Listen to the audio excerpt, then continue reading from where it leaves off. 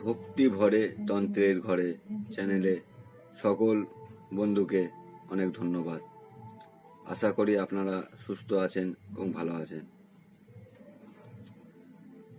আজকে টপিকটা হচ্ছে বশীকরণ তদবির। মোমবাতির আগুনে জ্বালাতে হবে। দুটো ছবি জোগাড় করতে হবে, দুজনার উভয়েরই ছবি, স্বামী এবং স্ত্রী দুজনেরই ছবি লাগবে। এটা স্বামী স্ত্রী, স্ত্রী স্বামী, মানে যে কাউকে বশ করতে পারে, উভয়ের ছবি লাগবে। ছবির পিছনে ঠিক এই তদবিরটি যেমনভাবে আছে এইভাবে মেশক, জাফরান আর গোচূর্ণ মিশিয়ে গোলাপ জল দিয়ে কালার করে,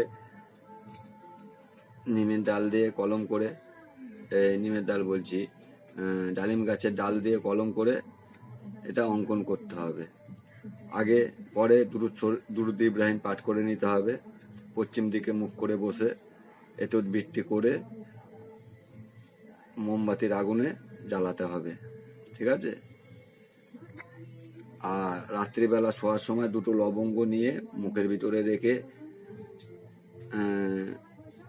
বিছানায় বসে প্রত্যেকদিন একই টাইমে 21টা দিন ছোট্ট একটা মন্ত্র, এই মন্ত্রটা মুখের ভিতরে ওই লবঙ্গ দুটো নিয়ে, নিখুঁত লবঙ্গ নিতে হবে, নিয়ে এই মন্ত্রটা জপ করতে হবে। মন্ত্রটা হলো ওম নমো মম পত্নী অমুকং বসমানায় কুরু কুরু সাহা। যদি স্বামী হয়ে স্ত্রীকে বশ করতে চান তাহলে ওরকম পত্নী হবে, আর স্ত্রী হয়ে স্বামীকে বশ করতে চাইলে মমপতি হবে। ঠিক আছে? মন্ত্রটা আমি আরেকবার বলছি, ওম নমো মম পতি অমুক বসমনায় কুরু কুরু সাহা। এই মন্ত্রটা 10 মিনিট ধরে জপ করতে হবে।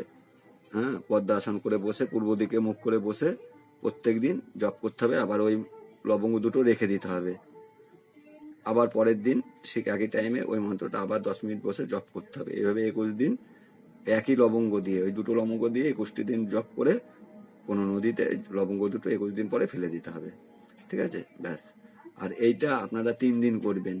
মোমবাতির আগুনে জ্বালিয়ে পোড়াবেন 3 দিন, মানে মোট আপনাদের 3টে 6টা ছবি সংগ্রহ করতে হবে। ঠিক আছে? এটা 3 দিন করবেন, আর ওইটা 21 দিন করবেন। ঠিক আছে? দেখি আপনাদের বাধ্য হয় কি না হয়, বশীকরণ কাজ হয় কি না হয়।